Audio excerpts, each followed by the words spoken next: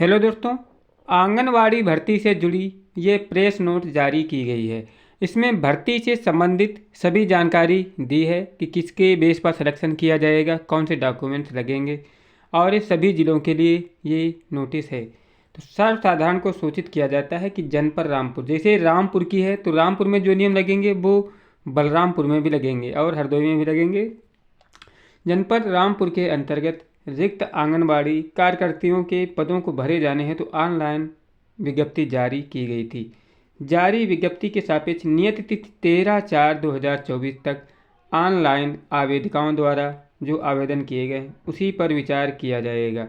अन्य कोई भी प्रमाण पत्र ऑफलाइन स्वीकार नहीं किए जाएंगे।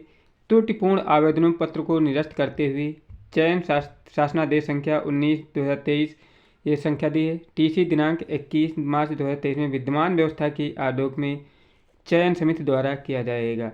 शासनादेश में वर्णित व्यवस्था के क्रम में सर्वप्रथम उसी ग्राम सभा की, ये दोस्तों जो है सब कह रहे थे जिले वाइज मेरिट कुछ नहीं है। शासनादेश में वर्णित व्यवस्था के काम में सर्वप्रथम उसी ग्राम सभा की क्रमशः बीपीएल विधवा महिला, बीपीएल तलाकशुदा, प्रत्यक्त विच्छेद या न्यायालय द्वारा अस्वीकार कर दिया गया। अन्य बीपीएल को पात्रता की अन्य शर्तें पूरी करने पर वरीयता दी जाएगी। उक्त श्रेणी का कोई भी पात्र अभ्यर्थी प्राप्त न होने पर क्रमशः एपीएल विधवा अथवा एपीएल तलाकशुदा परित्यक्ता जिसका संबंध विच्छेद माननीय न्यायालय द्वारा स्वीकार कर लिया गया हो। मतलब जिस भी ग्राम सभा में वैकेंसी खाली है उसमें सर्वप्रथम विधवा तलाकशुदा या इन लोगों को वरीयता दी जाएगी। अगर ये नहीं है तभी मेरिट के बेस पर सिलेक्शन होने वाला है। अन्य एपीएल को मान्य पात्रता की शर्तें पूरा करने पर वरीयता क्रम में मेरिट के आधार पर विचार किया जाएगा। मेरिट का निर्धारण इंटरमीडिएट व उसके ऊपर के अन्य शैक्षिक योग्यता के मेरिट अंकों के आधार पर किया जाना है। शासनादेश के विचलन का कोई भी नियम नहीं है। सभी जन सामान्य से अपेक्षा है कि किसी के बहकावे में न आए। आंगनवाड़ी कार्यकर्तियों का चयन निर्धारित शासनादेश के अनुसार ही पारदर्शी ढंग से होना है। चयन हेतु ग्रामीण क्षेत्र में आवेदिका आय दी है, देखते हैं। चयन हेतु निर्धारित शासनादेश के अनुसार पारदर्शी ढंग से होगा। चयन हेतु ग्रामीण क्षेत्र में आवेदिका की वार्षिक आय अधिकतम 46,080 रुपये होनी चाहिए ग्रामीण क्षेत्र की, और नगरीय क्षेत्र की कितनी होनी चाहिए 56,460 रुपये बीपीएल श्रेणी में निर्धारित है। जो विज्ञप्ति जारी होने से पूर्व कितनी 6 महीने पुरानी नहीं होनी चाहिए।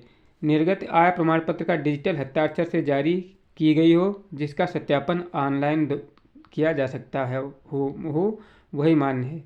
इसमें किसी भी अन्य प्रकार का यदि कोई प्रलोभन देता है तो उस पर विश्वास ना करें। मतलब किसी भी प्रकार की धांधली पर विश्वास ना करें कि हम तुम्हारा करवा देंगे, ऐसा कुछ नहीं है।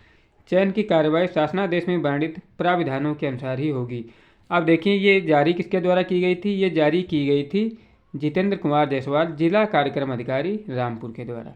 तो जो शर्तें दी हैं, अगर आप पात्र हो तो जैसे रामपुर का है तो रामपुर में दोस्तों डीबी चल रही है तो उसी बेस पर है, डीबी उन्हीं की होगी या सिलेक्शन उन्हीं का होगा जो पात्र हैं। एक तरीके से मेरिट ज़्यादा है तो कुछ ज़रूरी नहीं है आपका हो जाए, हो सकता है वो आपके वहाँ पे विधवा या तलाकशुदा बहुत सी महिलाएं हैं उनका पहले होगा, बाद में मेरिट के आधार पर किया जाएगा। और देखिए आय का भी बहुत बड़ा लोचा है। अगर मेरिट आपकी हाई है और आपकी इनकम भी हाई है तो इसका मतलब आपका नहीं हो पाएगा, आय के ऊपर भी डिपेंड करता है। आपको जानकारी कैसी लगी?